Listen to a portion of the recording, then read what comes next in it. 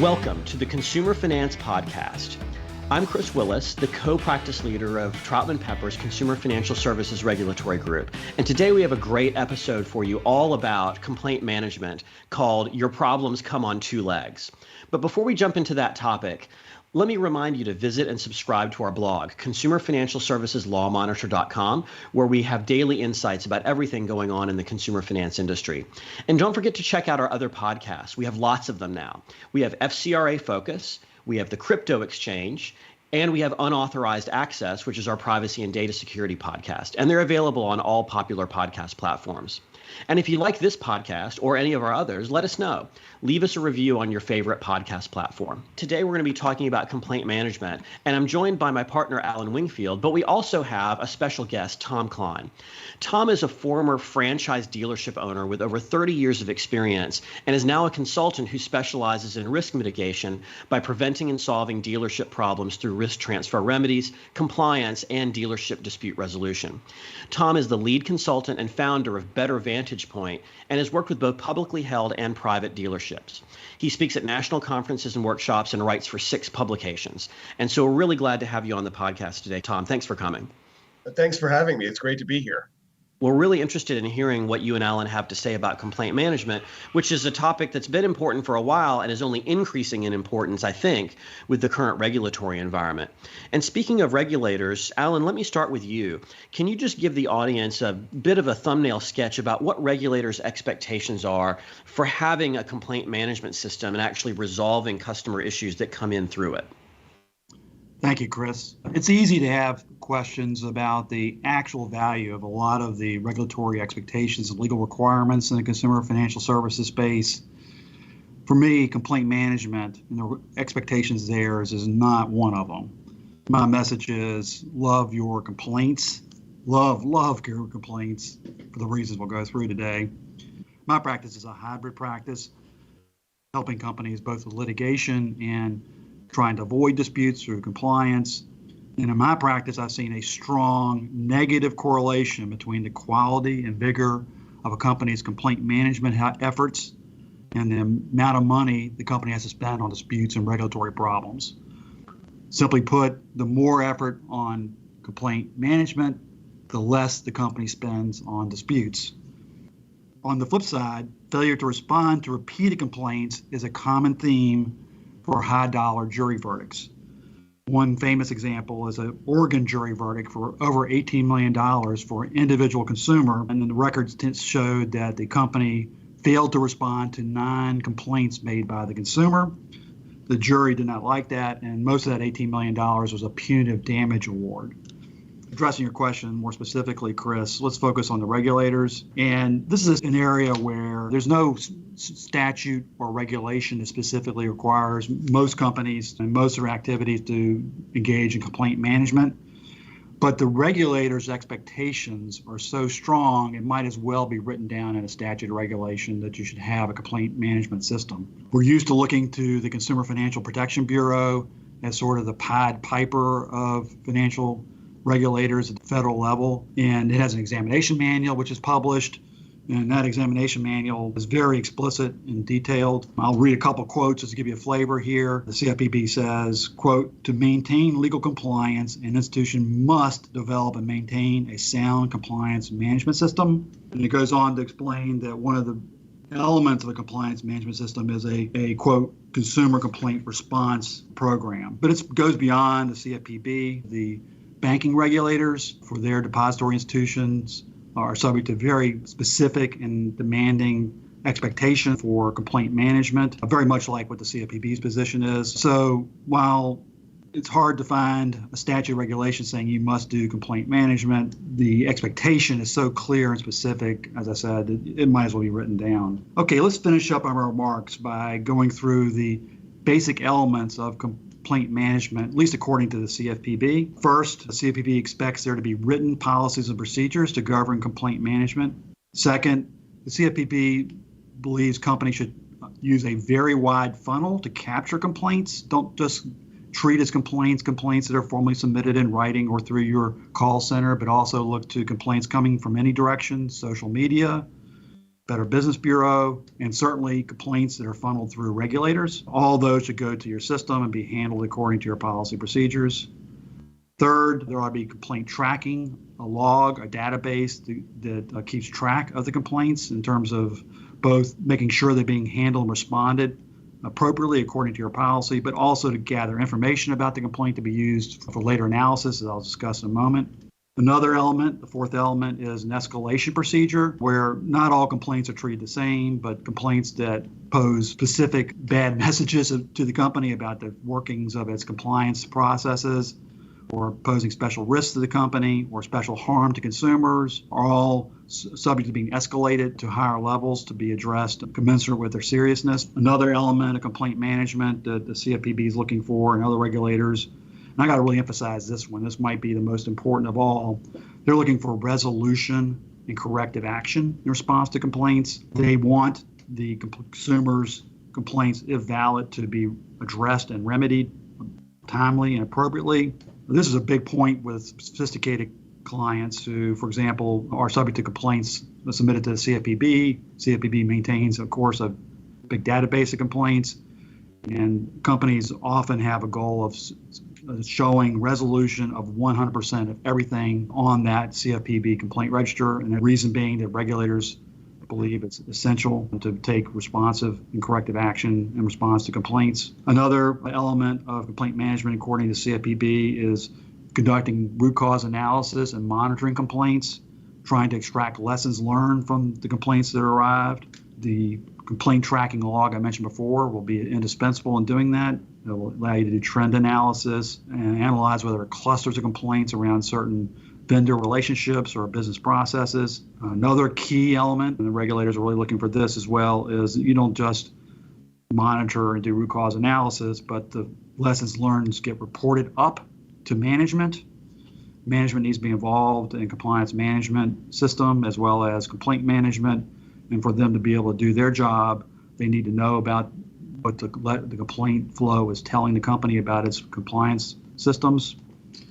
And finally, and also critically importantly, a company that is learning lessons from its complaints need to actually take action to fix issues identified by the complaint flow, the root cause analysis, the monitoring efforts. And I'm going to have to read you another quote from the CFPB here. It sort of tells you where they're coming from on this one. Quote, "When violations are brought to the attention of an institution's management and management allows those violations to remain unaddressed, such violations are of the highest supervisory concern, period," end quote. So, Chris, I feel like I started off by saying love your complaints, but I'll also add that if you don't love your complaints, they will hate you, and the consequences can be quite severe.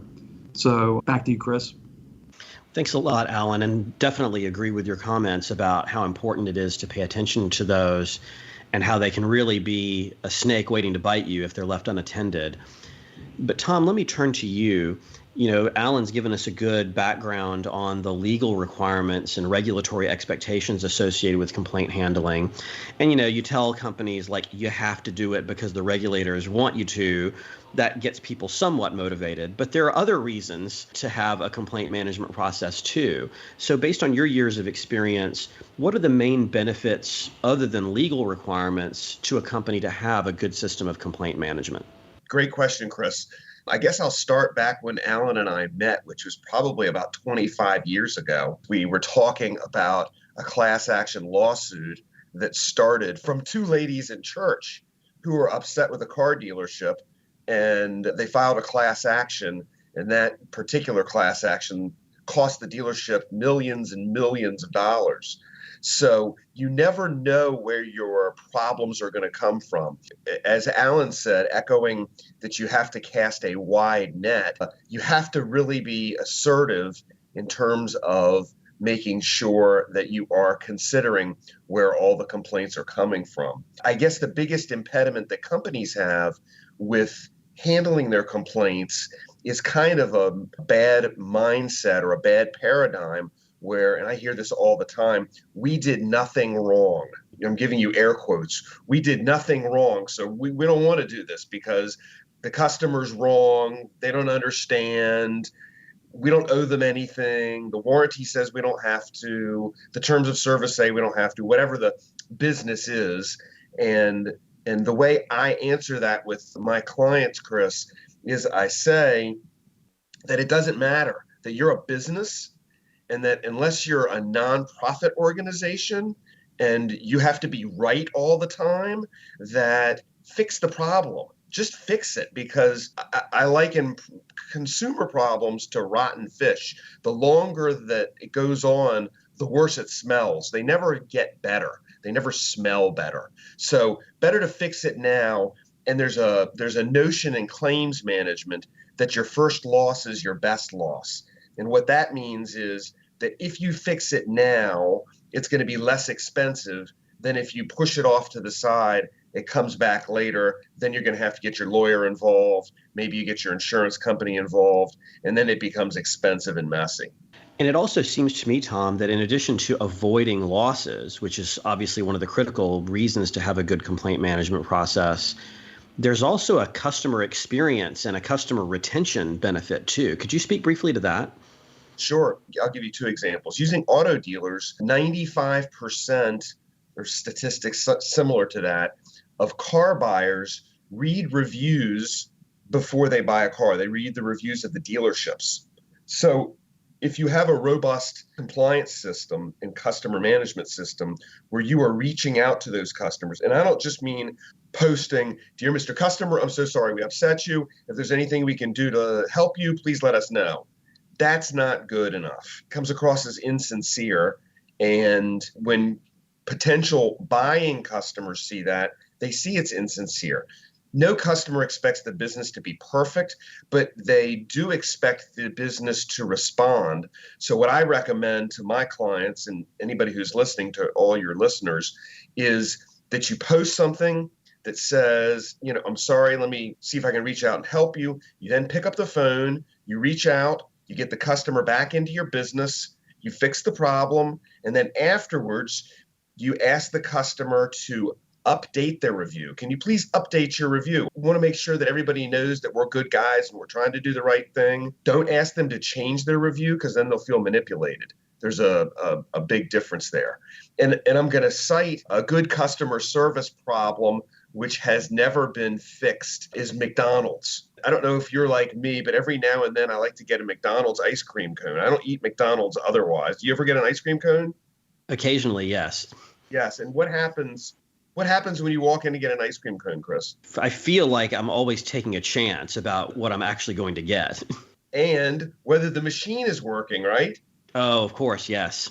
Of course. And this is what you don't want to do. There's a website called McBroken, McBroken.com, McBroken. And it's a crowdsourcing website that shows you which ice cream machines are broken at which McDonald's location. McBroken.com, right? This is not what you want for your business. So crowdsourcing is a thing. Your customers, if they get upset enough, are going to do something about it. Don't think that because you're the business that they're just going to go away. With the power of the internet and all the regulators, the AGs, the politicians, the CFPB, the Federal Trade Commission, right? There's just an unbelievable number of regulators that can come in and help you run your business. I wrote an article recently that you might be interested in, your listeners might be interested in, called "Let the Government Be Your Customer Service Department." If you don't take care of your customers, and I can cite many examples of this, the government is going to come in and help you to take care of your customers. Yes, but they'll help you in a bit more forceful way than you might have done it internally, I suspect. Exactly right. So, Tom, thanks for that. And now that we understand how important this is and what some of the consequences for not getting it right might be, both on the business side and on the regulatory and legal side, can you give our listeners some key practical tips for successfully handling a consumer complaint? I think the most important thing, Chris, is to bring the customer back into your business and make sure that they feel like you heard them.